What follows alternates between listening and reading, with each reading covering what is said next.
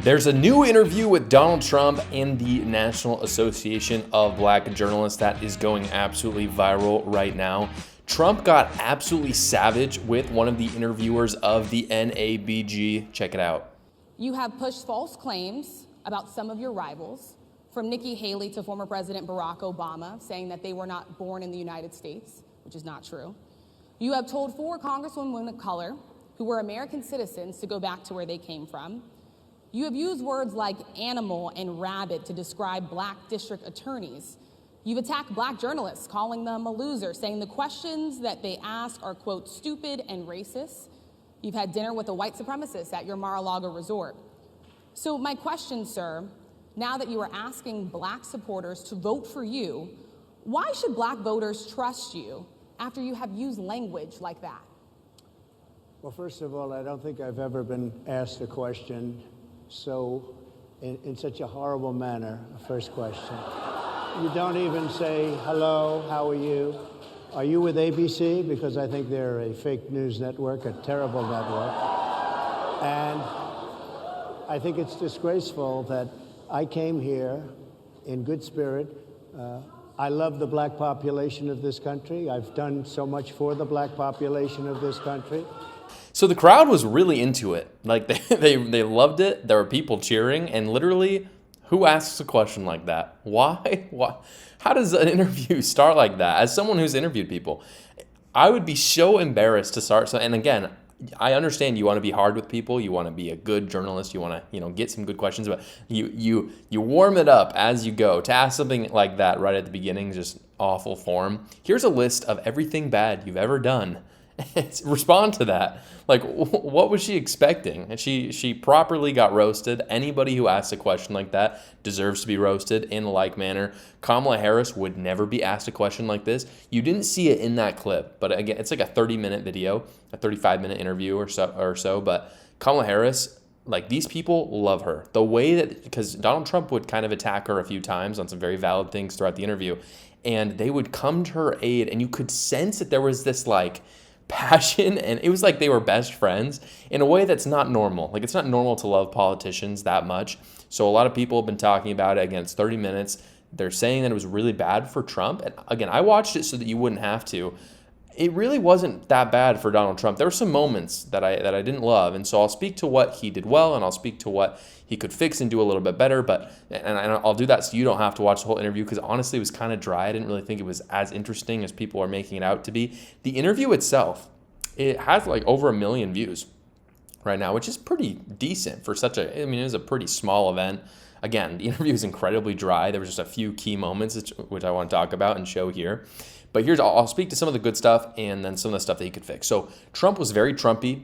He certainly had some good moments like this where he did what he does best, which is that he attacks the elites. And here's the thing. Who doesn't like watching the elites get destroyed? This is what makes Donald Trump popular, because he is in the elite class. But then at the same time, he's saying, I understand your pain, to the little guy, and attacking the elites while they simultaneously tried to attack him back. So it's what makes him so appealing, and he does it in this interview. It's very good. He also had a few good lines talking about his economic policy, how it differs from Biden and Harris. Really good. He needs to do more of that. Those were both great. The problem, though, with the Trump campaign right now is that he has got to stop acting like a politician and be a little bit more direct. The thing that I could see from this interview, some people were saying he's racist. He was never racist. That whole thing is just crap. However, the critique that is a little bit more warranted is they're saying that, he didn't really have great answers to the questions. He kind of just danced around and didn't answer things really directly. I got to say that is true. With a lot of the questions that they asked him, he didn't just answer them straight out. He was kind of in this nebulous talking point. Again, it was very politician-y. And again, this is not Trump. Like, Trump's not a politician. So why he was acting like this, I don't know. Everything that he was asked, in my mind, if you go watch the video, it's like they're almost giving him gimmies in terms of policy, because they're talking about policies that Donald Trump did very good with and that Harris is absolutely awful with, and the things that she's done with Biden.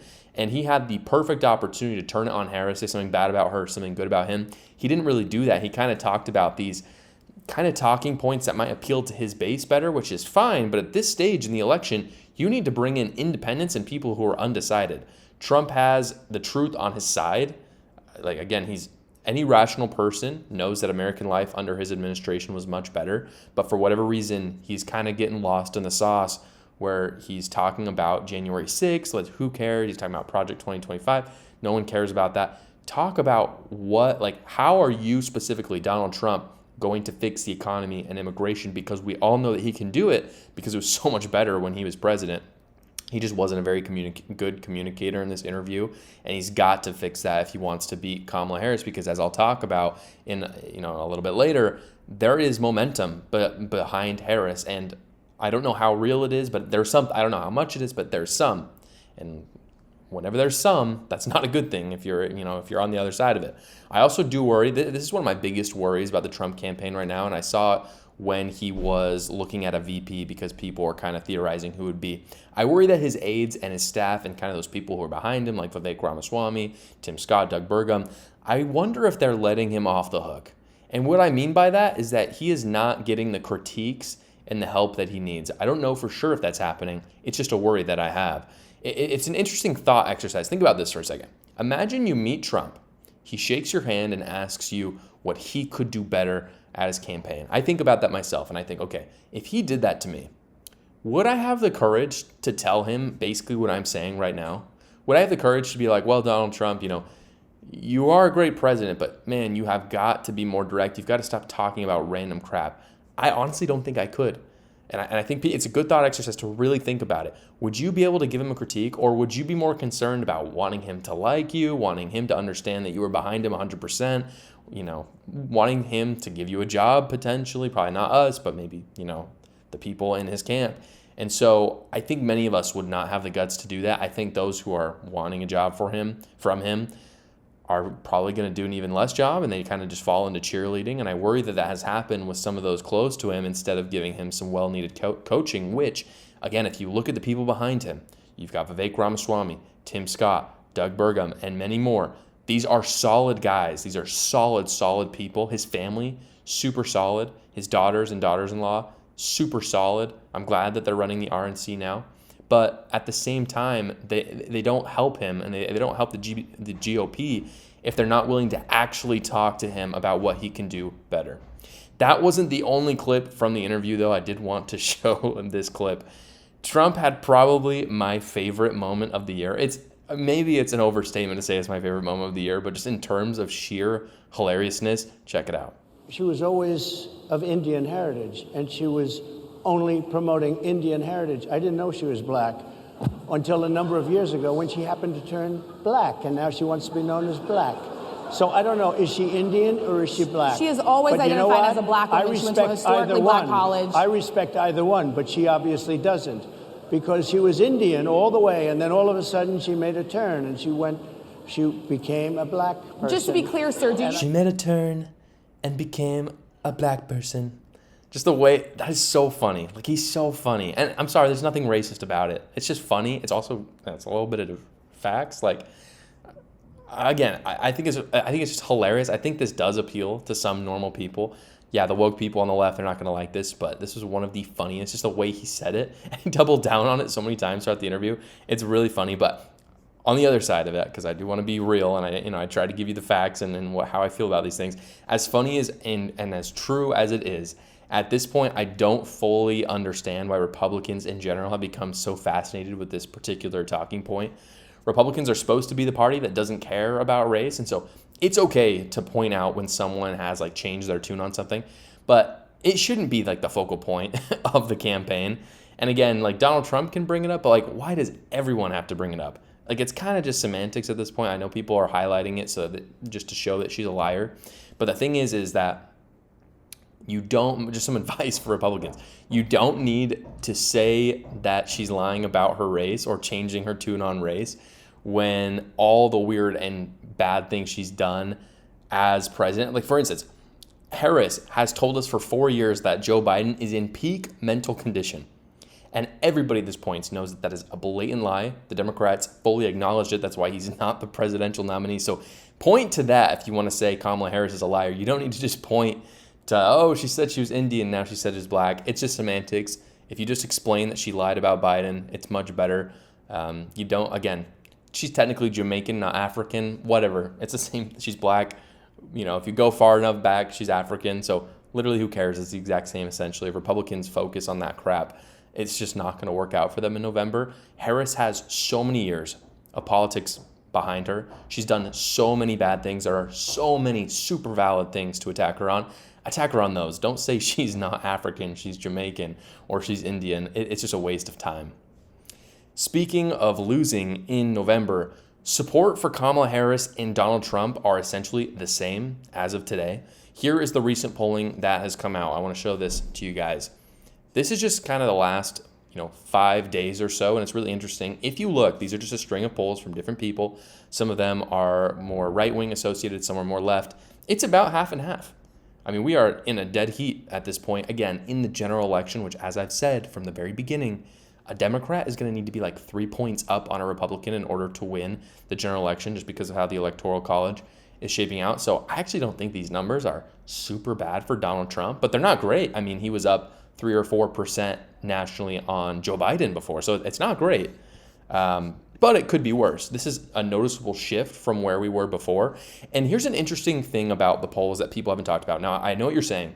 People have said it a lot. The polls are inaccurate. The polls were inaccurate in 2016. They were mostly inaccurate in 2020 as well. You're absolutely right. But something that people don't talk about is seeing the shift in polls. It doesn't point us to where we are, but it does point us to where the momentum is going. And so what I mean by that is, I don't know what the true number is. Like, if the election was today, I don't know where we would fall in the popular vote. Maybe it would be like 50-50, and maybe the polls are right, but maybe it's way wrong. Maybe Harris is way up. Maybe Trump is way up. I would assume Trump is probably doing a little better than the polls are saying, since that tends to be the case. But what I am saying is that, again, I don't know where we are on the scale, but I do know that all the polls have been shifting left towards Harris. And so what that tells me, that the momentum is falling away from Trump. Now, again, this is the honeymoon phase, so I do think, and there's not a lot of time, so that honeymoon phase is going to occupy most of the rest of the election cycle, but I do think we're going to see it go back a little bit towards Trump. Again, though, what is important about this, the momentum is behind Harris, and that has to change, because if the momentum continues, I mean, again, there's been a 3-point swing already away from Trump. If there were another 3-point swing, the race would be over, theoretically. I mean, again, I don't know where the polls are, but a 6-point swing is hard to come back from wherever you are on the polls. I will put one caveat on that. However, I want to show you a poll this is kind of the aggregate of the polls from 2020. You'll remember, again, this is November 3rd. This is literally like the election. This was in 2020, Joe Biden versus Donald Trump. Joe Biden, again, this isn't one poll. This is an aggregate of all the polling averages.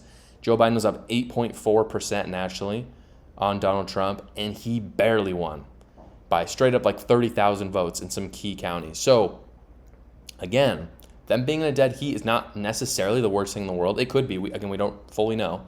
I do find it suspicious, and I think conservatives and Republicans should be really careful to do this. They are really skeptical on the polls. Okay, fair enough. But then when we see the polling is going well for Trump, they're not so skeptical. I would really caution against that. If you're going to be skeptical of the polls, be skeptical. That's fine. But at the same time, you got to fight like heck till the end, even if Donald Trump is winning. You can't just suddenly not be skeptical in the polls just because Donald Trump is ahead. But again, seeing this poll with Joe Biden and Donald Trump tells you that, Kamala Harris could be up a few points in the polls, and Donald Trump could be totally fine if, that holds true. Again, 2016, 2020, 2024, if it's the same as those last two elections, that's probably the case. So Trump could easily still win. The question is, though, what will he do to get his butt in gear to put the fire to Kamala Harris? Because again, like I said, the momentum is for her. If you don't think that's true, you're not looking at what's going on. There is momentum with her. Because Kamala, and here's the reason why. Kamala Harris has not been asked one single tough question since she became the presumptive nominee. It hasn't happened. And we know that the media won't do it. She might be able to get through this whole election cycle without the media doing it. So what we can do as Republicans or conservatives, you can look at that and you can whine and you can complain. You can say, the media should do their job. But here's the thing. We know they're corrupt. We know they want Kamala to win. So here's what we need to do. Take accountability, and rather than whining about it, say, okay, what are we going to do about it? How are we going to put the fire to Kamala Harris? And the answer is, to me, what Trump can do is that he needs to be bullish about the debate. He needs to attack her head on, because if the media won't do it, he needs to do it. He needs to stop being so nonchalant, as I talked about in the episode yesterday. He He needs to be way less nonchalant about this debate thing. He's just being kind of chill about it. Maybe I'll do it. Maybe she won't even be the nominee. All that could be fine and true. But in terms of what the American people are saying, he needs to be bullish. He needs to go in on her. He needs to ask her some very poignant, tough questions that he happens to know the answer to. And then in the debate, he needs to be absolutely prepared and not go off into weird tangents like he's done in the past. He needs to be on it. Not talking about January 6th or Project 2025. He needs to talk about immigration, economy. Why did you lie to us about Joe Biden's mental health? Answer the question. Why did you lie about it? Why did you put 1,500 black men in jail in California for marijuana use and then talk about how the police shouldn't exist and talk about how evil it is to put black men in jail? Why? These are some really poignant, easy questions that Donald Trump could do. But again, it's not going to be a winning strategy if he just kind of sits back and is nonchalant. Thank you so much for watching, everybody. Please go down below, comment, like, and subscribe, and watch another video.